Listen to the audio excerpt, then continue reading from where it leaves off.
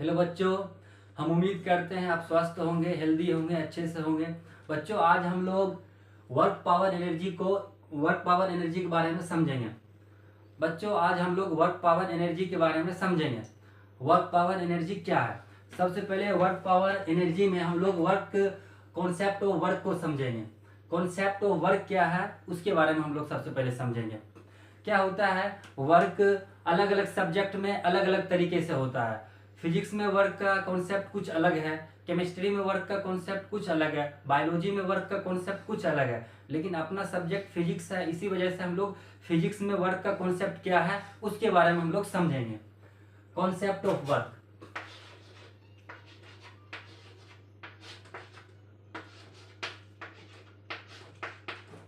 Concept of work. Concept of work को हम लोग समझेंगे। वर्क क्या है, फिजिक्स में वर्क का इस्तेमाल हम लोग किस तरीके से करते हैं, हम लोग सबसे पहले उसके बारे में समझेंगे। फिजिक्स में वर्क का मतलब ये होता है, जब किसी बॉडी के ऊपर हम लोग फोर्स लगाते हैं तो बॉडी डिस्प्लेस होता है। जब बॉडी डिस्प्लेस होता है तो मेरे द्वारा वर्क हुआ। अगर बॉडी के ऊपर हम लोग फोर्स लगाए और बॉडी डिस्प्लेस नहीं हुआ तो मेरे द्वारा वर्क जीरो हो गया।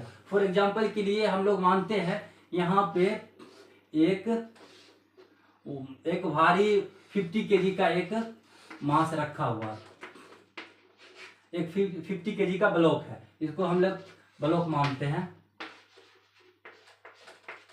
एक 50 केजी का यहाँ पे एक ब्लॉक है। इस ब्लॉक के ऊपर हम लोग यहाँ से क्या किए, 10 न्यूटन का फोर्स लगाए। 10 न्यूटन का फोर्स लगाए, ब्लॉक डिस्प्लेस नहीं हुआ।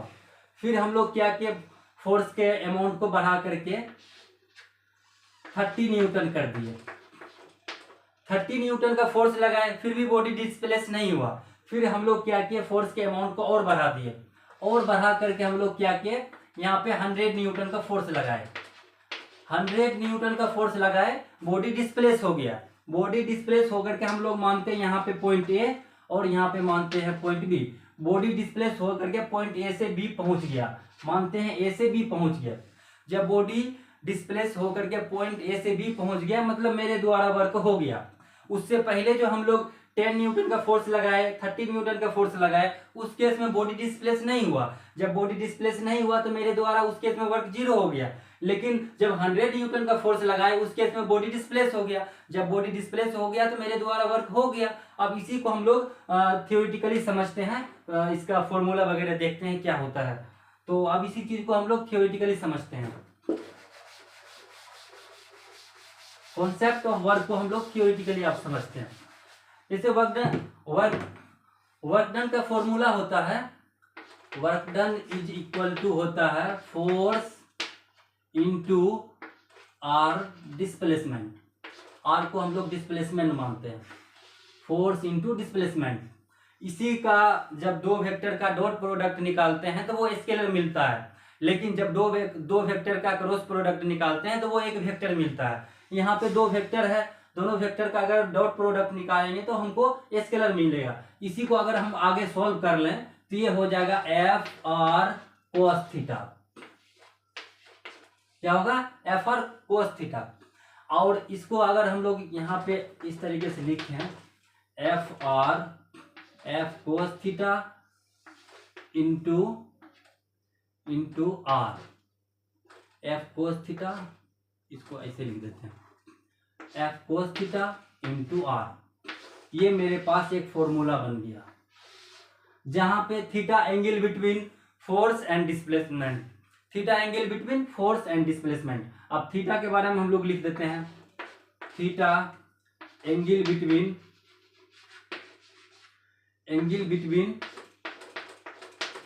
Force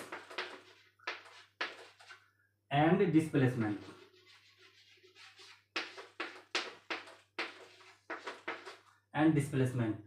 theta angle between force and displacement. अब इसका हम लोग एप्लीकेशन करते हैं। Work done is equal to जो फॉर्मूला है F cos theta into R, इसका हम लोग एप्लीकेशन करते हैं। तो बच्चों इसको आप लोग लिख लीजिए। अब हम लोग इसका एप्लीकेशन करते हैं, समझेंगे। अब इसका हम लोग एप्लीकेशन करते हैं। जैसे यहाँ पे एक ब्लॉक है,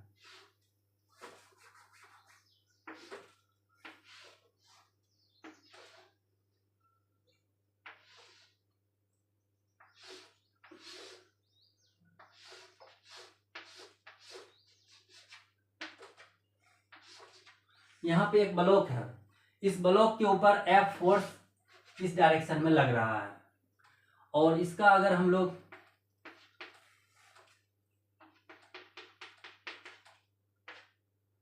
ये एंगल थीटा है, ये एंगल थीटा है, थीटा एंगल पे F फोर्स लग रहा है, कोई ब्लॉक है उसके ऊपर थीटा एंगल पे F फोर्स लग रहा है। अब आप लोग वेक्टर चैप्टर में कंपोनेंट किस तरीके से तोड़ते हैं उसके बारे में आप लोग जानते हैं। जिधर थीटा होता उधर कॉस लेते हैं, जिधर थीटा नहीं होता उधर साइन लेते हैं। इसका अगर हम लोग कंपोनेंट तोड़ेंगे तो यहाँ पे हो जाएगा ये, इसका कंपोनेंट अगर तोड़ लें, इसका अगर कंपोनेंट तोड़ेंगे इधर हो जाएगा F cos थीटा, इधर हो जाएगा F sin थीटा, इधर हो गया F cos थीटा, इधर हो गया F sin थीटा। अब हम लोग इसका एप्लीकेशन करते हैं। तो जिधर बॉडी, जैसे बॉडी के ऊपर फोर्स लग रहा है F, तो बॉडी इधर F cos थीटा की तरफ मूव करेगा, बॉडी इधर मूव करेगा, बॉडी इधर मूव करेगा। तो उस केस में सबसे पहले हम लोग फॉर्मूला लिखते हैं। मेरे पास फॉर्मूला है F is equal to F dot R, मेरे पास ये फॉर्मूला है। इसी को हम लोग आगे कंटिन्यू सॉल्व करेंगे। तो F के जगह पे लिखेंगे F cos थीटा। यहाँ पे एक चीज और आप लोग समझिए, जैसे यहाँ पे एक हम लोग एक्सिस ड्रॉ करते हैं, ये हो गया x एक्सिस, ये हो गया y एक्सिस। इधर बगल हम लोग i कैप लेते हैं, इधर बगल हम लोग j कैप लेते हैं। इधर बगल i कैप लिए और इधर बगल j कैप लिए। x के अलोंग i कैप लेते हैं, y के अलोंग j कैप लेते हैं। तो उसको हम लोग अगर सॉल्व करें तो यहाँ पे हो जाएगा F cos theta i cap dot R जो है डिस्प्लेसमेंट है, जिधर फोर्स लग रहा है का डिस्प्लेसमेंट उधर ही है। तो बॉडी के ऊपर फोर्स लग रहा है F cos थीटा के अलोंग, तो बॉडी भी डिस्प्लेस हो रहा है F cos थीटा के अलोंग। तो यहाँ पे मतलब हम ऐसे समझ सकते हैं, बॉडी जो है प्लस x एक्सिस के अलोंग डिस्प्लेस हो रहा है। तो हम लोग यहाँ पे लिखेंगे R i कैप लिखेंगे। उसके बाद फिर इसको सॉल्व करेंगे तो हो जाएगा F cos theta into R। ये मेरा एक ये फॉर्मूला इसको बोल दें, या फिर इसको हम लोग अभी फाइनल रिजल्ट हम लोग इसको भी इसी को मान सकते हैं, इसलिए कि F cos theta plus x axis के लॉन्ग था, तो मेरे पास सॉल्व होकर के आ गया F cos theta into R। तो इसी को हम लोग फाइनल रिजल्ट अभी मानते हैं, किधर, वो x एक्सिस के लॉन्ग। अब ये जो है ये हॉरिजॉन्टल कंपोनेंट जो था मेरा F cos थीटा, उसके अलोंग वर्क डन निकला। अब मेरा एक F sin theta vertical component है, उसके अलोंग हम लोग वर्क डन निकालते हैं, उसके अलोंग वर्क डन निकाल के देखते हैं। तो उसके अलावा अगर हम लोग आगे कंटिन्यू भी कर सकते हैं, जैसे यहाँ पे F cos theta angle between force and displacement है, फोर्स और डिस्प्लेसमेंट के बीच का एंगल जो है वो थीटा है। तो हम लोग इसको इतना लिखे। अब हम लोग हॉरिजॉन्टल कंपोनेंट के अलोंग निकालते हैं। हॉरिजॉन्टल कंपोनेंट के अलोंग निकालेंगे तो F work done is equal to force के जगह पे लिखेंगे F sin थीटा इंटू, अब यहाँ पे बाय एक्सिस है, बाय एक्सिस के अलोंग j कैप लेते हैं, तो यहाँ पे लिखेंगे F sin theta j cap dot F sin theta j cap dot, और यहाँ पे R जो है वो x एक्सिस के अलोंग है, मतलब बॉडी के ऊपर फोर्स लग रहा है परपेंडिकुलर डायरेक्शन में, बॉडी मूव कर रहा है हॉरिजॉन्टली, मतलब वो x एक्सिस के अलोंग बॉडी मूव कर रहा है। तो हम यहाँ पे R i कैप लिखेंगे। उसके बाद हम लोग जानते हैं जब दो वेक्टर परपेंडिकुलर होता है उसका अगर डॉट प्रोडक्ट निकालते हैं तो वो जीरो होता है, j डॉट i निकालेंगे तो वो जीरो हो जाएगा। मतलब इसका मतलब ये हुआ कि परपेंडिकुलर डायरेक्शन में जो F sin थीटा फोर्स लग रहा है उसके द्वारा वर्क डन जीरो हो गया, क्योंकि j डॉट i करेंगे तो जीरो हो जाएगा, तो उसके द्वारा वर्क डन मेरे पास क्या हो गया, जीरो हो गया। इसका मतलब ये है बॉडी के ऊपर जो फोर्स लग रहा है हॉरिजॉन्टल डायरेक्शन में, उसके द्वारा वर्क डन मेरे पास कुछ न कुछ हो रहा है, लेकिन बॉडी के ऊपर जो परपेंडिकुलर डायरेक्शन में फोर्स लग रहा है उसके द्वारा वर्क डन 0 हो रहा है।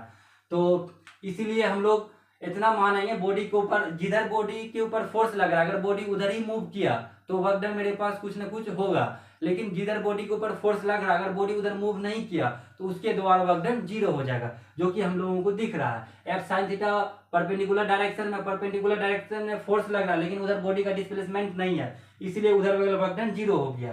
तो हम लोग अब आगे समझते हैं। आगे एक कॉन्सेप्ट आता है, कांस्टेंट फोर्स के द्वारा वर्क डन क्या होगा और फिर वेरिएबल फोर्स के द्वारा वर्क डन क्या होगा। सबसे पहले कांस्टेंट फोर्स के द्वारा वर्क डन क्या होगा उसको समझेंगे, उसके बाद फिर वेरिएबल फोर्स के द्वारा वर्क डन क्या होगा फिर उसको समझेंगे, वन बाय वन करके हम लोग समझेंगे। तो इतना आप लोग लिख लीजिए।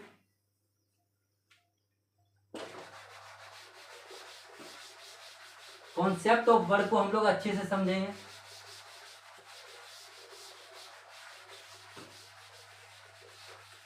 अब जैसे एक बॉडी है यहां पे,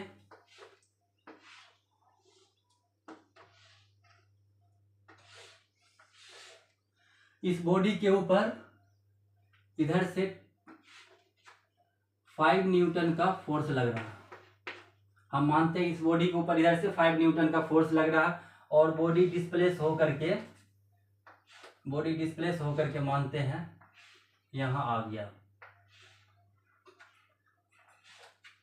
बॉडी के ऊपर 5 न्यूटन का फोर्स लगा, बॉडी ए से चल के बी के पास आ गया, बॉडी ए से चल के बी के पास आ गया और बॉडी यहाँ पे जो है x is equal to distance 0 है और यहाँ पे x इज इक्वल टू मान लेते हैं 10 मीटर। यहाँ पे x is equal to 10 metre मान लेते हैं। मतलब बॉडी जब ए के पास था उस समय बॉडी का डिस्प्लेसमेंट 0 था, लेकिन बॉडी के ऊपर जब 5 न्यूटन का फोर्स लगा बॉडी ए से चल के बी के पास पहुंच गया और 10 मीटर के डिस्टेंस को कवर कर लिया। 10 मीटर का डिस्टेंस यहाँ पे कवर करके ए से बी के पास बॉडी पहुंच गया। तो उस केस में वर्क डन क्या होगा उसको हम लोग समझेंगे। तो work done is equal to formula है F cos theta into R, F cos theta into R. Theta angle between force and displacement, यहाँ पे फोर्स और डिस्प्लेसमेंट के बीच का एंगल क्या है 0 degree. Theta is equal to हो गया यहाँ पे 0 डिग्री। इस केस में theta is equal to 0 degree है, क्योंकि जिधर बॉडी के ऊपर फोर्स लग रहा है बॉडी उधर ही मूव कर रहा, तो theta is equal to 0 degree हो गया। तो यहाँ पे अगर हम लोग इसको सॉल्व करेंगे तो work done is equal to हो जाएगा, एफ के जगह पे लिख देंगे 5 इंटू थीटा को 0 डिग्री हो जाएगा 1 इंटू आर के जगह पे लिख देंगे 10 मीटर है तो यहाँ पे लिख देंगे 10 इंटू 10। एफ के जगह पे 5 न्यूटन, आर के जगह पे 10 मीटर। दोनों को सॉल्व करेंगे, दोनों को सॉल्व करने के बाद work done is equal to हो जाएगा 50 joule. Work done is equal to कितना हो गया 50 जूल। अगर इसका हम लोग यूनिट की बात करें तो यूनिट हम लोग जानते हैं, जैसे कि वर्क डन का फॉर्मूला है force into displacement. Work done का फॉर्मूला क्या है, वर्क डन का फॉर्मूला है फोर्स इंटू डिस्प्लेसमेंट। फोर्स का यूनिट होता है न्यूटन, डिस्प्लेसमेंट का यूनिट होता है metre. Newton into metre is equal to हो जाता है joule, newton into metre is equal to हो जाता है जूल। तो यहाँ पे वर्क डन का यूनिट क्या हो गया जूल, वर्क डन का यूनिट क्या हो गया जूल। इसलिए कांस्टेंट फोर्स के द्वारा जो वर्क डन निकला मेरे पास 50 जूल निकला। कांस्टेंट फोर्स के द्वारा वर्क डन कितना निकला 50 जूल। अब हम लोग वेरिएबल फोर्स के द्वारा वर्क डन क्या होगा उसको समझते हैं। वेरिएबल फोर्स के द्वारा वर्क डन क्या होगा उसको समझते हैं। तो आप लोग कांस्टेंट फोर्स के द्वारा वर्क डन जो यहाँ पे 50 जूल आया है इसको आप लोग लिखिए, उसके बाद फिर वेरिएबल फोर्स के द्वारा वर्क डन क्या होगा उसको समझेंगे।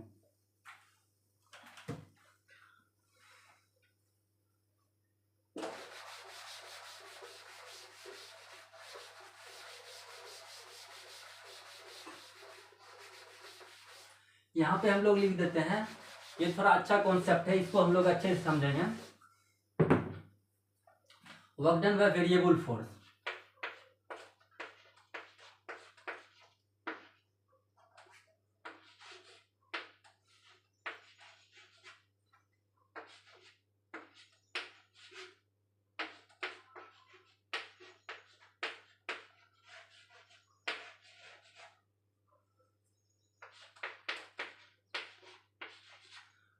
Work done by variable force, इसको हम लोग समझेंगे। वेरिएबल फोर्स के द्वारा वर्क डन क्या होता है, इसको हम लोग समझेंगे। सबसे पहले हम लोग यहाँ पे क्या करेंगे, F is equal to 10x, ये एक फोर्स लग रहा है किसी बॉडी के ऊपर। F is equal to 10x, किसी बॉडी के ऊपर फोर्स लग रहा है। F is equal to 10x, किसी बॉडी के ऊपर फोर्स लग रहा है। अब इसको हम लोग यहाँ पे समझते हैं, इसको हम लोग यहाँ पे समझते हैं वेरिएबल फोर्स किस तरीके का है। जैसे कि यहाँ पे क्या है, एक बॉडी है, यहाँ पे एक बॉडी है, यहाँ पे एक बॉडी है, और यही बॉडी डिस्प्लेस हो करके, यही बॉडी जो है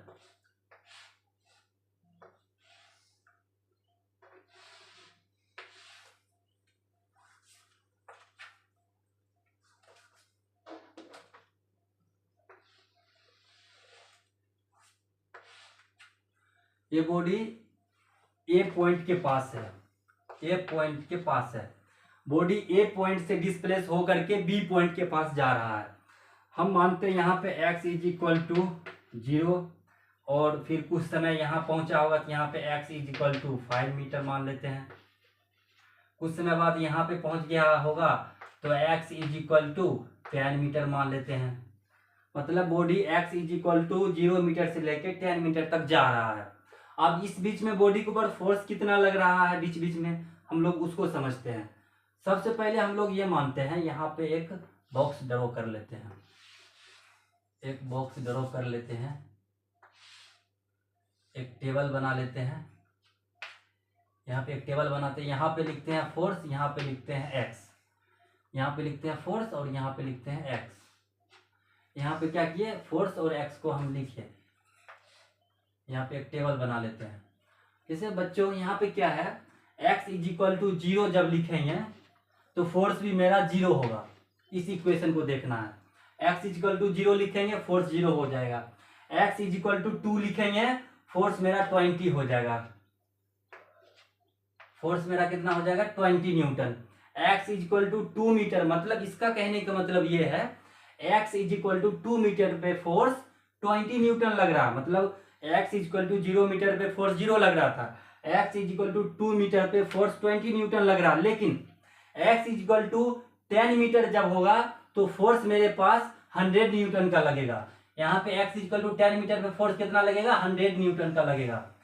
इसका मतलब ये है, जब बॉडी ए से बी तक जा रहा था उस केस में क्या हुआ, ए से बी तक के जर्नी में हर एक डिस्टेंस पे जो मतलब कुछ समय के बाद, जैसे मान लेते हैं x इक्वल टू 0 था, फोर्स 0 था, x इक्वल टू 2 था, फोर्स 20 न्यूटन हो गया, x इक्वल टू 3 होगा तो उस केस में फोर्स 30 न्यूटन हो जाएगा, x इक्वल टू 5 होगा तो उस केस में फोर्स 50 न्यूटन हो जाएगा। इस तरीके से x इक्वल टू 10 तक पहुंचने तक में फोर्स 100 न्यूटन हो गया। मतलब हर डिस्टेंस पे जो है फोर्स का वैल्यू बदल रहा है।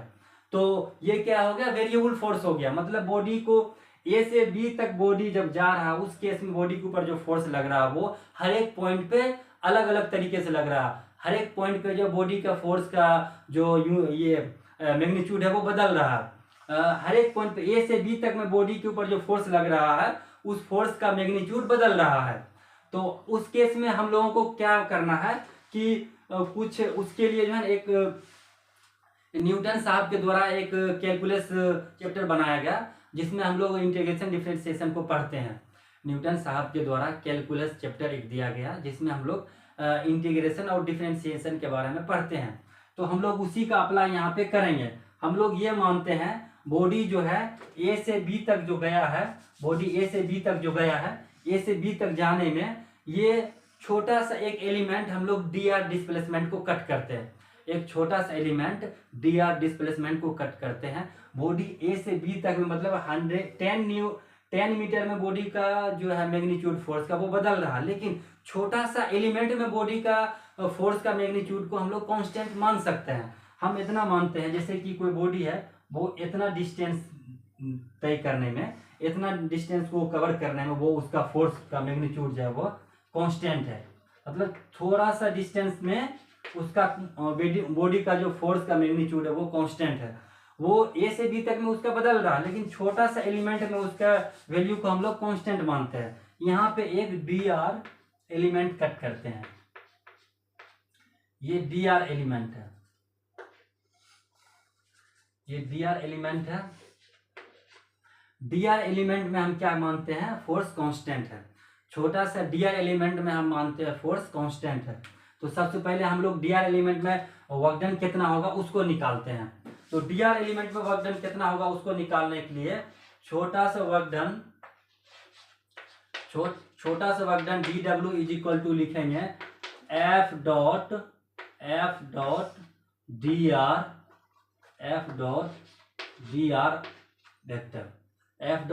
वेक्टर। और डी आर वेक्टर जो है ये एक्स एक्सिस के अलोंग है। अगर यहाँ पे हम लोग एक्सिस ड्रॉ कर लें, अगर यहाँ पे हम लोग एक्सिस ड्रॉ करेंगे तो ये एक्स एक्सिस होगा, तो यहाँ पे हम लोग आई कैप मान लेंगे। ये बाई एक्सिस होगा तो यहाँ पे हम लोग जे कैप मान लेंगे। तो यहाँ पे क्या है, एफ डॉट डी आर है, मतलब छोटा सा एलिमेंट में फोर्स को हम लोग क्या मान रहे हैं, कांस्टेंट। इस केस में फोर्स क्या है, कांस्टेंट है, फोर्स कांस्टेंट मानते हैं। छोटा सा एलिमेंट में फोर्स क्या मानते हैं, कांस्टेंट। तो अब हम लोग इसको सॉल्व करेंगे। इसको सॉल्व करेंगे तो मेरे पास हो जाएगा D W is equal to F dot, F का वैल्यू, एफ फोर्स किधर लग रहा है, एक्स एक्सिस के लॉन्ग, और डिस्प्लेसमेंट भी बॉडी का हो रहा है एक्स एक्सिस के लॉन्ग। तो इसलिए हम लोग एफ के जगह पे लिख देंगे 10x I cap dot D R, displacement भी तो एक्स के लॉन्ग है, डी आर आई कैप। अब दो वेक्टर का डॉट प्रोडक्ट निकालेंगे तो वो स्केलर होगा। तो यहाँ पे हो जाएगा 10x और डी आर जो है यहाँ पे डी आर डिस्प्लेसमेंट वो dx के अलोंग है। ये एक्स एक्सिस है, डी आर डिस्प्लेसमेंट जो वो dx आई कैप के बराबर है, dx आई कैप के बराबर है। तो यहाँ पे हम लोग लिख देंगे डी आर डिस्प्लेसमेंट जो है, डी आर डिस्प्लेसमेंट वो dx आई कैप के बराबर है, dx आई कैप के बराबर है। तो यहाँ पे लिखेंगे 10x I cap dot dx I cap. अब दो वेक्टर का डॉट प्रोडक्ट निकालेंगे तो वो हमको स्केलर मिलेगा। यहाँ पे लिखेंगे हम लोग 10x इंटू dx। यहाँ पे हो गया dw, यहाँ पे क्या हो गया dw इज इक्वल टू आ गया 10x इंटू dx। अब क्या करेंगे, दोनों तरफ इंटीग्रेट कर देंगे, दोनों तरफ जब इंटीग्रेट कर देंगे तो यहाँ पे हो जाएगा dw का इंटीग्रेशन हो जाएगा w, dw की इंटीग्रेशन हो जाएगा w इज इक्वल टू हो जाएगा 10 कांस्टेंट टर्म है उसको बाहर कर लेंगे। यहाँ पे हो जाएगा x dx। अब इसको हम लोग आगे सॉल्व करेंगे। बच्चों आप लोग इसको लिखिए, उसके बाद फिर हम लोग इसको आगे सॉल्व करते हैं।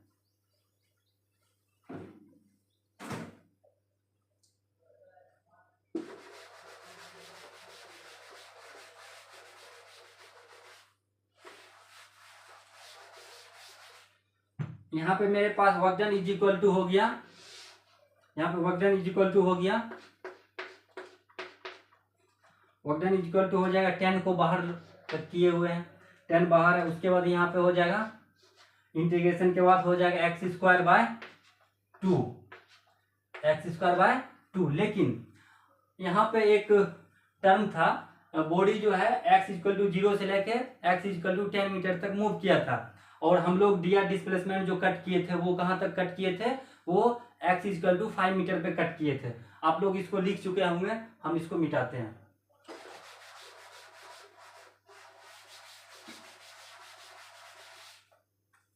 जैसे यहाँ पे हम अभी एक एलिमेंट कट किए थे, यहाँ पे एक एलिमेंट कट किए थे, जैसे कोई बॉडी था वो ए से लेके बी तक मूव किया, ये बॉडी है,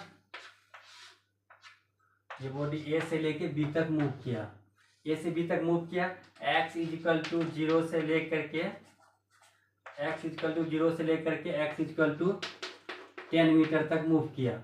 और यहाँ पे हम क्या किए थे, एक्स इक्वल टू 5 मीटर पे एक डी आर एलिमेंट लिए थे, 5 मीटर पे क्या किए थे, एक डी आर एलिमेंट लिए थे। ये 5 मीटर पे क्या किए थे, डी आर एलिमेंट लिए थे।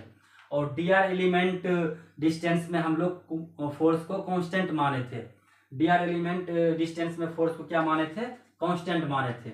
ये dr एलिमेंट है, इसमें क्या माने थे? फोर्स को कांस्टेंट माने थे, इसमें फोर्स कांस्टेंट है। तो हम लोग यहाँ पे क्या करेंगे, x इक्वल टू, इसका अगर हम लोग लिमिट की बात करें, जैसे यहाँ पे जो अभी हम लोग एक फॉर्मूला लिखे थे, work done is equal to integration 10x into dx, इतना लिखे थे। उसमें लिमिट की अगर बात करेंगे तो x इक्वल टू 0 से लेकर के 5 तक हम रख लेते हैं, क्योंकि यहाँ पे ऐसा हम लोग इसलिए लिखे हैं x इक्वल टू 0 से लेकर के 5 मीटर, क्योंकि यहाँ पे x इक्वल टू 5 मीटर पर हम एक एलिमेंट कट किए। छोटा सा एलिमेंट जो है ये dr छोटा सा एलिमेंट है। ये छोटा सा एलिमेंट को हम लोग ऐड करते जाएंगे तो ये एक बड़ा सा डिस्टेंस बन जाएगा। जैसे छोटा सा एलिमेंट dr यहाँ पे ऐड किए, फिर छोटा सा एलिमेंट dr यहाँ पे ऐड किए, छोटा सा एलिमेंट dr यहाँ पे ऐड किए, छोटा सा एलिमेंट dr यहाँ पे ऐड किए, तो ये a पॉइंट से लेके b पॉइंट का जो डिस्टेंस है x इक्वल टू 0 से लेकर के x इक्वल टू 10 मीटर का जो एक डिस्टेंस है, वो छोटा सा dr एलिमेंट को हम लोग ऐड करते जाएंगे तो वो x इक्वल टू 10 मीटर तक का एक डिस्टेंस बन जाएगा। ठीक, आप लोग समझ रहे हैं? छोटा सा एलिमेंट को जब हम लोग ऐड करते जाएंगे तो वो x इक्वल टू 10 मीटर तक का एक डिस्टेंस बन जाएगा। लेकिन हम लोग क्या करेंगे, लिमिट x इक्वल टू 0 से लेकर के x इक्वल टू 5 लेंगे, इसलिए क्योंकि हम लोग dr element x equal to 0 से लेकर x इक्वल टू 5 मीटर पे dr एलिमेंट कट किए हैं। dr एलिमेंट हम लोग x इक्वल टू 5 मीटर पे कट किए हैं, इसीलिए इसका लिमिट x इक्वल टू 0 से लेकर के x इक्वल टू 5 तक होगा। तो यहाँ पे हम लोग लिमिट पुट कर देंगे, यहाँ पे हम लोग क्या करेंगे, लिमिट पुट कर देंगे। बस वही छोटा सा एलिमेंट को ऐड करते जाएंगे तो 10 मीटर तक पहुंच जाएगा। तो हम लोग यहाँ पे 5 मीटर पे एलिमेंट कट किए, तो यहाँ पे 5 मीटर 0 से लेके यहाँ पे 5 लिख देंगे। 0 से लिमिट क्या लिखेंगे, 0 से लेकर के 5 लिखेंगे। यहाँ पे 0 से लेकर के 5 इसका लिमिट लिखेंगे। और जब इसका लिमिट 0 से लेकर 5 लिखेंगे, इसको आगे हम लोग सॉल्व करेंगे तो हो जाएगा 10/2 इंटू 5 का स्क्वायर माइनस 0 का स्क्वायर। इसको सॉल्व कर लेंगे। इसको सॉल्व करने के बाद मेरे पास हो जाएगा 10/2 इंटू 25। अब इसको अगर हम लोग सॉल्व कर लेंगे, और ये 2 5 जा 10, इसको सॉल्व कर लेंगे तो 125 जूल आ जाएगा। मतलब वर्क डन मेरे पास कितना आ जाएगा, आ गया 125 जूल आ गया मेरे पास वर्क डन मेरे पास 125 जूल आ गया। Work done is equal to 125 joule. Work done is equal to 125 joule. ये मेरे पास हो जाएगा आंसर। मतलब इसका कहने का मतलब ये है, वेरिएबल फोर्स के द्वारा जो मेरे पास वर्क डन निकला है, वो वर्क डन निकला है 125 जूल। इससे पहले हम लोग क्या किए थे, कांस्टेंट फोर्स के द्वारा वर्क डन निकाले। अभी हम लोग क्या किए हैं, वेरिएबल फोर्स के द्वारा वर्क डन निकाले। कांस्टेंट फोर्स के द्वारा वर्क डन कितना होता है उसको हम लोग समझे, फिर अभी वेरिएबल फोर्स के द्वारा वर्क डन क्या होता है उसको हम लोग समझे। और हम उम्मीद करते हैं वर्क पावर एनर्जी में कॉन्सेप्ट ऑफ वर्क आप अच्छे से समझ गए होंगे। कॉन्सेप्ट ऑफ वर्क में भी हम लोग कांस्टेंट फोर्स के द्वारा वर्क डन निकाले, उसके बाद फिर वेरिएबल फोर्स के द्वारा वर्क डन निकाले। आप दोनों कॉन्सेप्ट को अच्छे से समझ गए होंगे। अब इसके बेसिस पे क्वेश्चन किस तरीके से एग्जाम में पूछता है, हम आगे की क्लास में उसको समझेंगे कि इसी कॉन्सेप्ट के ऊपर क्वेश्चन किस तरीके से हम लोगों को सॉल्व करना है, क्वेश्चन किस तरीके से अटेम्प्ट करना, ताकि हम लोगों का टाइम बचे और एग्जाम में अच्छा परफॉर्म कर सकें। तो हम उम्मीद करते हैं आप लोगों को अच्छे से वर्क पावर एनर्जी में कॉन्सेप्ट ऑफ वर्क समझ में आया होगा। तो ठीक है बच्चों, थैंक यू।